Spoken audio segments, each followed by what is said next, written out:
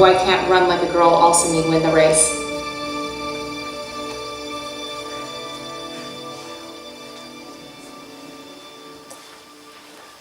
Good morning. I stumbled on this video a couple months ago on Facebook. Does anybody else get all those Facebook videos? And when we saw the title of this sermon series, the video came to mind right away. Because like a girl does sound like an insult, right? If you're like, you throw like a girl, right? Ironically, I've never been told that I run, fight like a girl. So I don't know. But anyways, before we start this morning, I would just like to pray. Is that okay?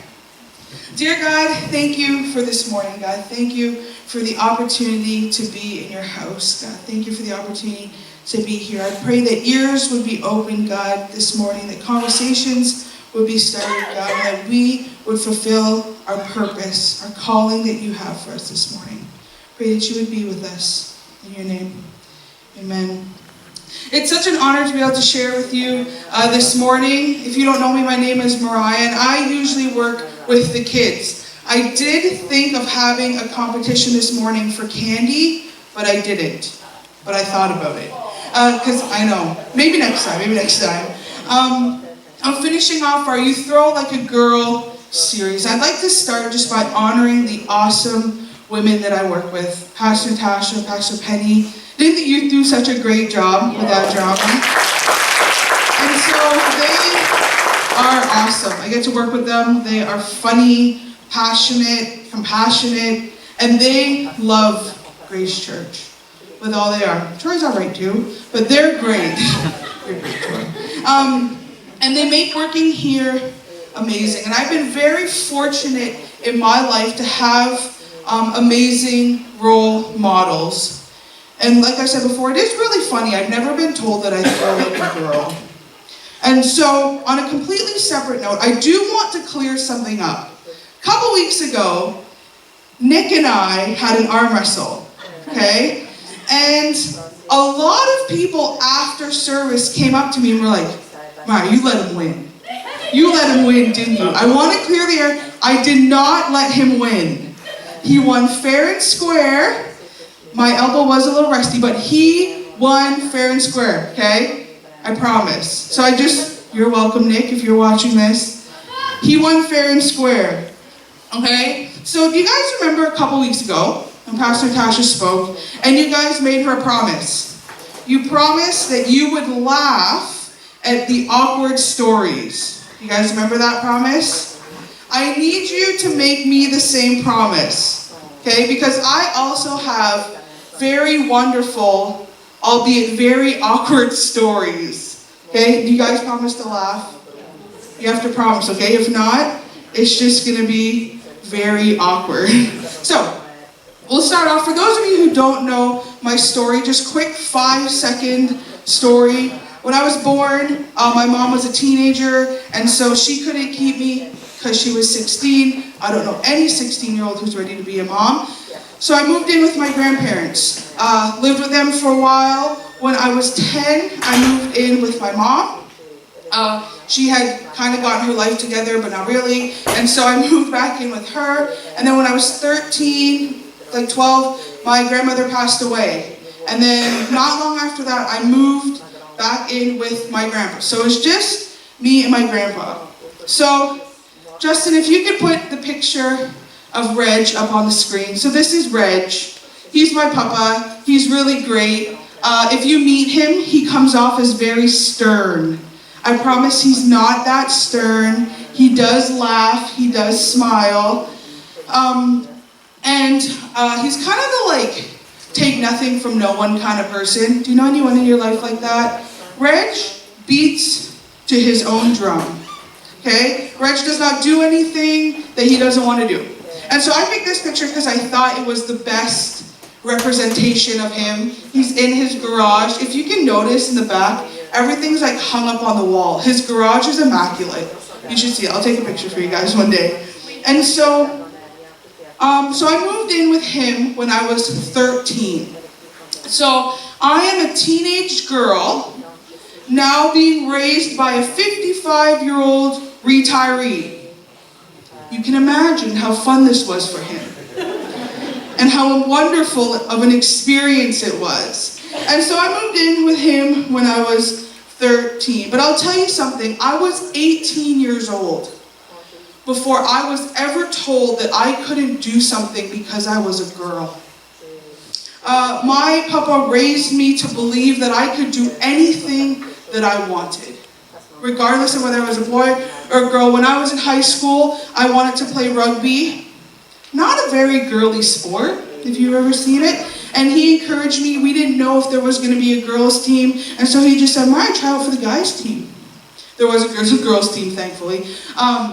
When I wanted to be a pastor, usually a profession dominated by men, he said, Mariah, you can do it, go for it. I was 18 years old before I was told that I couldn't do something simply because I was born a girl.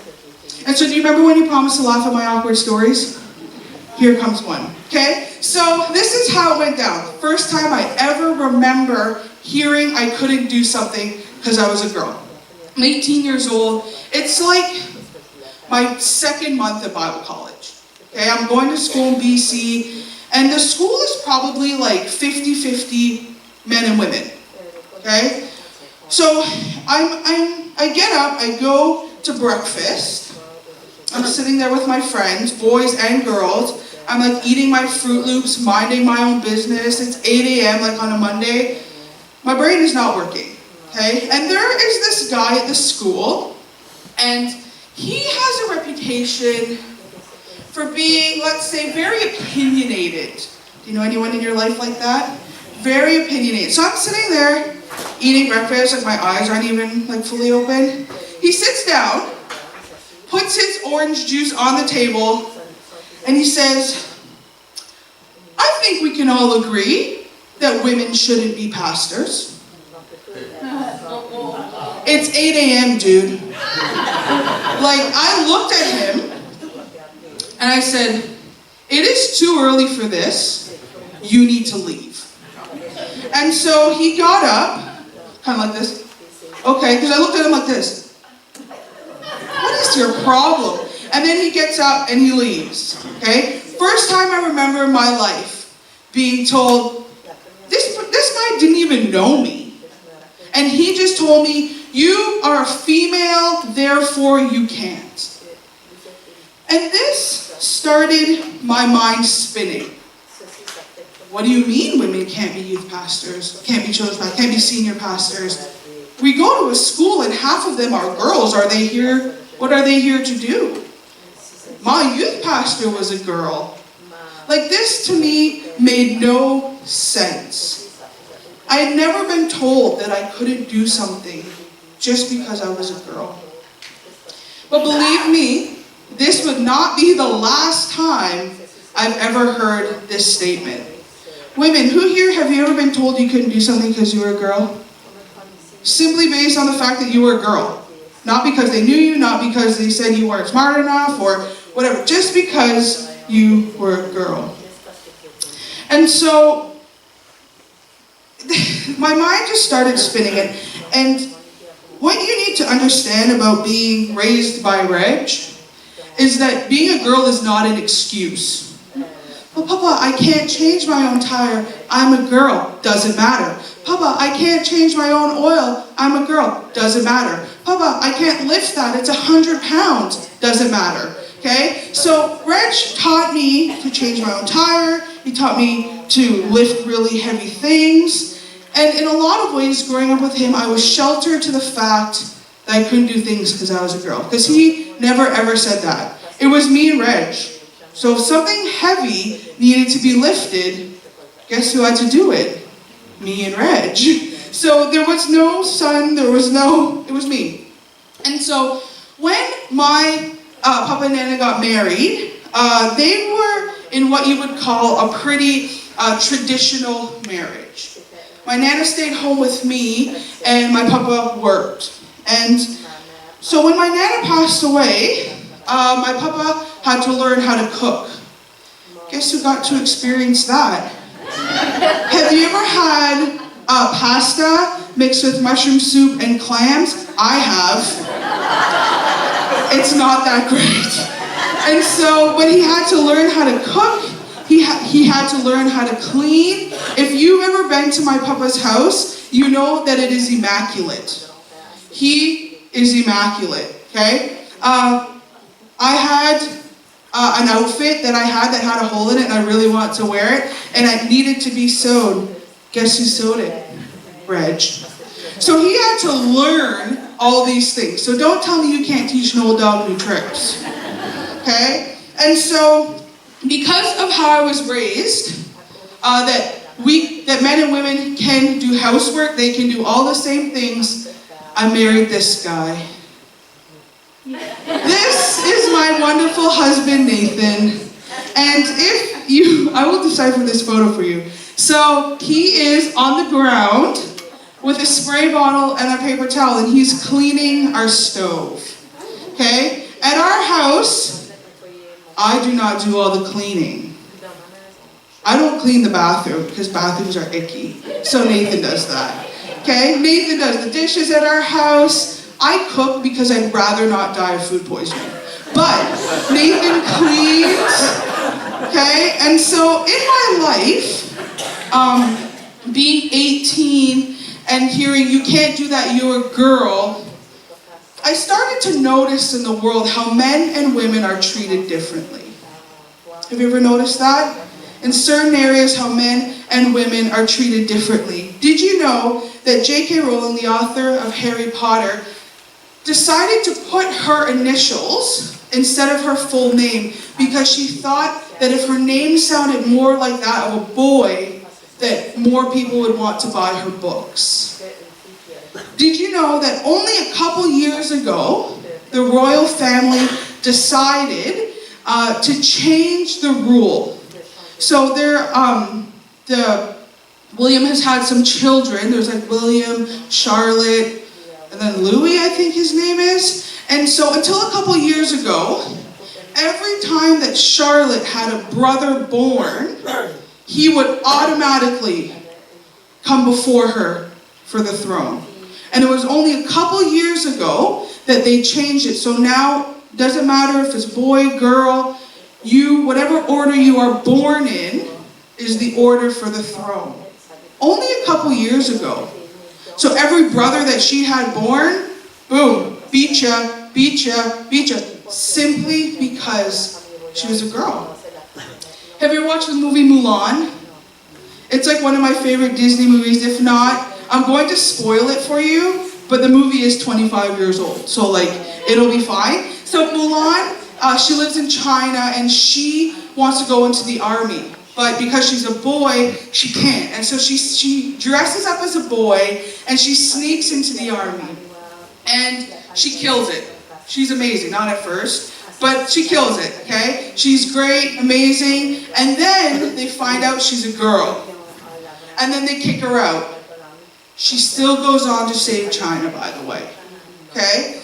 And so there are all these situations in life where simply because you are a girl, you are treated like less.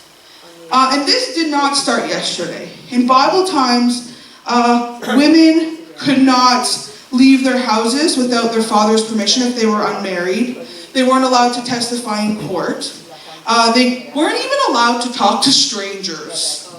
All you ladies here, no strangers, okay? And so, the Bible, in this time, Jesus comes, like Pastor Tasha said a couple weeks ago, and he revolutionizes the way that women are treated. He talks to prostitutes, which you don't talk to prostitutes. He talks to the woman at the well. He eats with women. He talks to women, and you don't usually do that. He comes on the scene and he turns all the tables. Remember a couple weeks ago when Pastor Tasha said the church needs to be the leader in this. Why? Because Jesus was. Jesus revolutionized this, and we need to do that simply because it's what Jesus did. And as Christians, as people who follow Jesus, we should strive to do what Jesus did. But I will say this. In the church, there are ways and places that women are treated as lesser, but here at Grace Church, that's not the case. We outnumber the men on staff, so just by brute force, we could probably, And so, but thank you. I want to thank you guys for always seeing potential and calling and God's hand on someone's life before you see their gender. So that is very important because not all churches do that. And so I want to thank you guys for this. So today we're going to look at a story in the book of Luke. So if you have your Bible, this story is only 5 verses, but this story speaks so well of Jesus' heart for us and what we should strive for as women and men. It doesn't matter, okay? And so, because sometimes when we talk about women in the Bible, we hear the story of the woman driving the tent peg through the man's head, and it becomes this like man-hating fest. That's not going to be today, okay? Men are great, women are great, you're all great, okay? So Luke 10, verse 38 to 43. If you don't have your Bible, that's okay. I'll forgive you.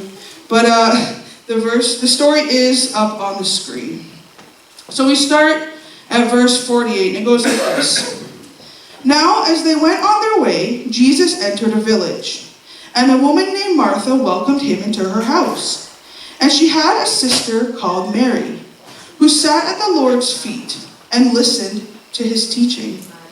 But Martha was distracted with much serving, and she went up to him and said, Lord, do you not care that my sister has left me to serve alone?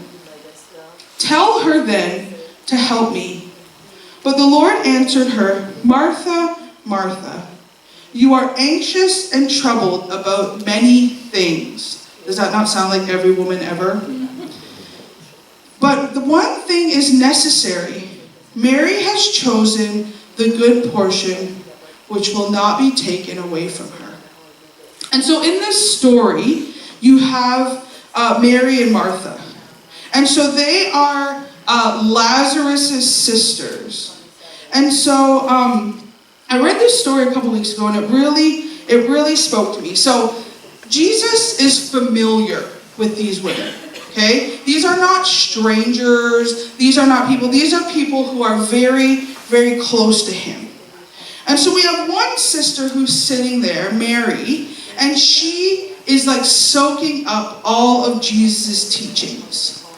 Okay? She's at his feet learning from Jesus Christ himself. Okay? If Jesus came to your house, it's the opportunity to ask him some questions. I have a list of questions that I want to ask when I get to heaven. Okay? And so she's asking Jesus all these questions. She's learning from Jesus. And the other sister, she's concerned about fruit platters and whether or not the napkins are ironed. Okay? And then she says to Jesus, Jesus, can't you see that I am all alone? And my sister here, she's useless. She's not helping me. Tell her to help me. Have you ever had like something like that with your siblings? Where you're doing something and you're like, Mom, tell them to help me. I'm doing this all by myself. Especially maybe if you like shared a bedroom, okay?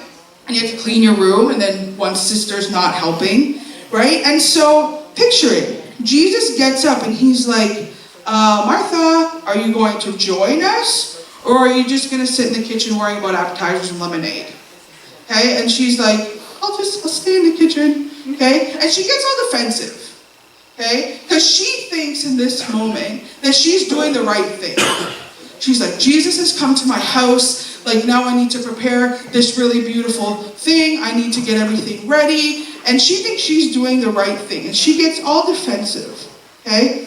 And has that ever happened to you? Sometimes it happens at Christmas. Like, we go to my aunt's house and all my family's there. And all the aunts get stuck doing the dishes. And the men are sitting there eating pie and drinking coffee. If this is you, men, next Christmas, do better, okay? And they get stuck, and she's probably like in the kitchen grumbling, like, Mary, she never helps with anything. I'm here, I have to do all the dishes, and I have to do all that, okay? And that's what my aunties are like. They're awesome.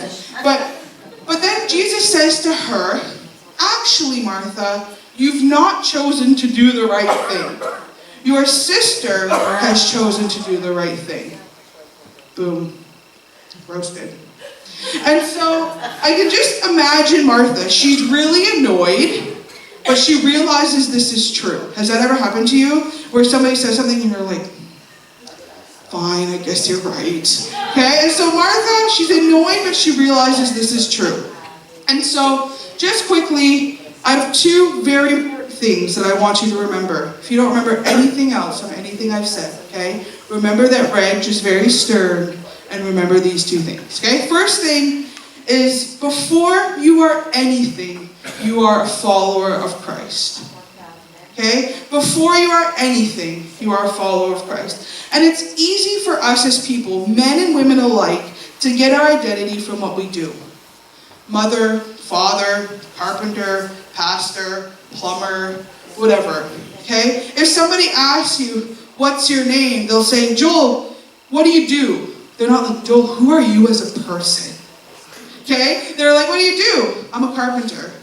I'm a pastor. I do this, I do that, right? They're not like, who are you deep inside? Okay? And so, but we need to get our identity from who we are in Jesus. And I see this a lot with moms. I'm not a mom, Jesus. I see this a lot with moms. They get their identity in their children. Now I understand when a child grows inside of you for 9 months, like you become attached. Like I can understand that.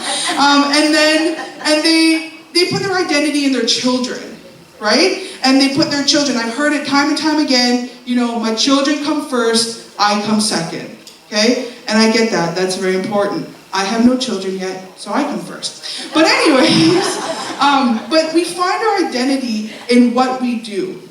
When Jesus came to the house, Mary saw an opportunity. Something that was very, very rare. She got one-on-one time with Jesus. Because when Jesus went places, like crowds waited for days before he got there.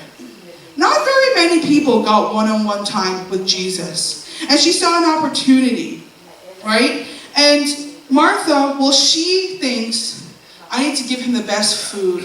I need to give him the best hospitality. As women, maybe men too, I don't know. If I find out you're coming to my house, it is like the mad dash cleanup. Anyone else? Right? You're like, someone's coming over, you're cleaning, husbands, you're like, yeah, my wife's like, do this, put this away, right? It happens all the time. And so Martha's thinking, I need to have the best stuff for Jesus. I have to have the nicest hors d'oeuvres. I have to have the freshest lemonade for Jesus. And sometimes we as women can get caught up in doing, in what we do. I am a good mom. I am a good wife. I am a good sister. I am a good no. Okay? And we get caught up in what we do as opposed to who we are. The Gospels record that Jesus was very comfortable in Lazarus' house. Mary and Martha and Jesus were not just acquaintances, okay? Once you get comfortable with someone, you stop cleaning your house for them when they come over, right? So this is where Mary and Martha and Jesus were. They were at the point where, like, you show up in your jammies, your hair not done, like, sorry, my house is filthy, come on in, right? This is where they were, okay? And so these three people are not strangers. And I'm sure that Jesus has come into Mary and Martha's house before, and it wasn't perfect, right? Mary and Martha's house would have been considered like Jesus' home away from home. And so he was very comfortable there. And women, for the most part, are doers. And we think in terms of what we can do for Jesus. I can serve in this way. I can do this for Jesus. And that makes me worthy of Jesus' love. But Jesus says that Mary gained something that can never be lost. And our eternity depends on our time with Jesus. When we get to heaven, sometimes some people think, heaven is like a big scale, right? And that every good deed is like 1 pound, and every bad deed is like -1 pound. And you think when you get there, like, they're going to put all your good deeds and bad deeds, and that your good deeds, if they outweigh the bad deeds, then you'll get into heaven. But that's not necessarily the way it works. And we need to remember that we cannot earn our way to heaven. And I used to tell the teenagers all the time, there is nothing you can do that will make Jesus love you less. But there's also nothing you can do that will make Jesus love you more. There's no amount of work, there's no amount of good deeds, there's no amount of that will make Jesus love one of us more than the other. Jesus doesn't love me more because I'm a pastor, and Joel less because he's a carpenter. Right? And so we need to find our identity in who we are in Christ as opposed to the work that we can do. Jesus doesn't care about the state of our house. He cares about the state of our heart. Jesus doesn't care about what we can offer him to eat, but what we can offer him with our life. We were not just created to do, we were created to be. And so we need to remember this. We need to find our identity in who Jesus says we are. Man, woman, doesn't matter. You are called. You are loved by God. You are enough simply because God has created you. When God created Adam and Eve, he thought they were great. Even if maybe they weren't that great looking, God thought they were amazing. And God looks at you and he thinks you are amazing. And kind of like in the drama where Jesus is standing back and the girl's doing all these things and Jesus is like, what are you doing? What are you doing? Don't do that. Right? And Jesus thinks the same thing when we try to earn our way. When we try to do it by good deeds. Of course, we must always try our best when serving Jesus, right? We can't just do whatever we want and say, no, God loves me because I'm just enough and I'm cute and stuff. That's not the way it works, okay? We need to always do our best. But there are no amount of things or favors or deeds that we can do that will make God love us more. And so, get out the kitchen and get with Jesus. Okay, it's very important. Second thing, we cannot become so distracted in serving others that we forget to serve Jesus. And so, I run ministries. We need volunteers all the time, just in all our ministries. And it is important to serve others, right? It is important to volunteer and all those things. But verse 40 says, Martha was distracted with much serving. So there's a lot of serving. She's doing lots of, here Jesus, would you like a napkin to wipe your mouth? Would you like some water to wash your feet? Would you like some perfume? Do you want some lemonade? Are you hungry? You thirsty? You warm? You cold? You want a blanket? Okay? She's very distracted. It's like if you go to Joanne's house, right? She's like, are you hungry? You thirsty? You want something? You want something from the fridge? Are you cold? You want a blanket? You want a head rub, massage? Okay? So she's doing this. She got distracted with, anybody been to Joanne's house? She does that. It's true. Okay? And so she gets really distracted. If you've ever hosted a dinner or a party, you get really worried, right? Am I going to have enough food? Does my napkin holders look great? I never understood napkin holders. You're just going to clean your face with it. But anyways, it's just me. And so she gets distracted. Have you ever done that? That you got so distracted that you actually missed the party? Right? You're so concerned with Thanksgiving and getting everyone else, making sure they're all eating properly that you actually don't eat. Right? It's kind of a running joke that all moms want for Mother's Day is a warm meal. Right? Because they're so busy serving all their kids, and then by the time they sit down, their meal's cold. And so this is kind of what Martha's doing. She got so busy serving others. Gabrielle brought 5 kids to the Mother's Day service. Half of them weren't even hers. She just brought kids along. Kids on the side of the road. You want to come to church? Get in. Okay? So we get so concerned serving others that we forget why we serve others. We serve others because we serve Jesus. We pour coffee in the spot because we serve Jesus. We open doors and open umbrellas for people because we serve Jesus. And we get caught up in serving others that we sometimes forget to serve Jesus, the one who replenishes our soul, who fills us up. We give and give and give until there's nothing left. Have you ever felt that? That you've just given to the point where there's nothing left. And sometimes we feel empty and we can't figure out why. We can't figure out why we feel empty and we always feel discouraged and we always feel unhappy. It's because we're not stopping to serve Jesus. We're not stopping to let Jesus fill our life. Jesus calls us to serve him first. When Martha tries to justify it, because we all do that. We all try to justify things. She says, but Jesus, I'm working so hard in the kitchen. I'm getting so much work done. And it's so hard to prepare. Make her help me. Make her help me. She's not doing anything. And Jesus says, Mary is doing the right thing here, and you're not. And that must be really hard to hear. When you're like working really hard. It's happened before, like at work, when I work on like projects or whatever, and then you get like 3/4 of the way there, and then you realize you're not doing the right thing. You're like, seriously? And so I remember way back when, like when I first started here, we had like a church directory. Does anybody remember the church directory? Okay. And when I first started, they made me type it all out. All the church, like all the phone numbers and all that. And then I remember bringing it to Troy, and I was like I got the directory done, and he's like, that's not how we wanted it done. And I was like, seriously? And so then I had to redo it, but it was my fault. It wasn't his fault. And so, but Martha's like this. She's like, I'm working so hard, and Mary's doing nothing. She's sitting at your feet like this. Jesus, you're so wonderful. Okay, and she gets really angry. But you can't serve others out of a cup that's empty. Right? So moms, dads, men, women, doesn't matter.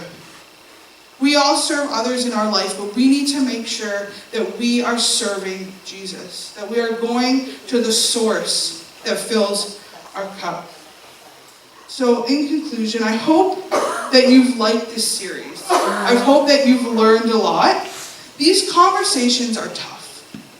Even in the past, a little bit, I've been confronted having to have some really tough conversations. But God is raising up a generation of young women who are called to lead and preach and teach. And we need to prepare for that. Because here's the thing, is that what I learned in Bible college after that wonderful young gentleman told me that, is that God doesn't really care if you're a boy or a girl. God is going to call you to witness to your neighbor. God is going to call you to lead. He's going to call you to serve. And you know what? Sure, there's things in society that usually women do and usually men do. But God is not limited to what society says.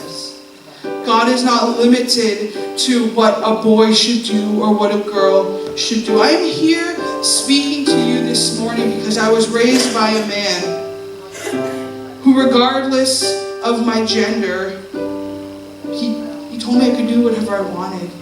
I could be whatever I wanted. I was led by women who were strong in their faith when confronted with, you can't do that, you're a girl. They said, that's nice, I'll just keep doing it. Right? And I hope this message this morning has inspired you to remember that you belong to God. And before you are anything, you belong to God. You follow Jesus. And God already loves you more than you can imagine. And sometimes that's hard.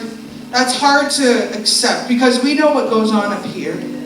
We know our thoughts, we know our actions, our intentions, and we can't imagine that God loves us that much, but He does. Remember that you are not simply defined by what you should be doing because you are a boy or a girl, but you are defined by what you should be doing because you are called by God. And so I pray that you remember the women that paved the way for you, who helped you, and that this should be the start for us as a global church, as a community, as this church, should be the start of a conversation. That God calls people regardless of their age, their gender, their talents. God equips us to do what He has called us to do. So I'm going to pray really quickly, and then we'll be on our way. Dear God, thank you for today. Thank you for the opportunity to speak to your people, God. It is an honor to serve you. Pray that we would be reminded that you call us, regardless of what our talents are, who we are, God, our gender, that you call us to serve you, that you call us to serve others. Pray that we would remember that, God. Pray that you would be with us this week and remind us how deeply we are loved.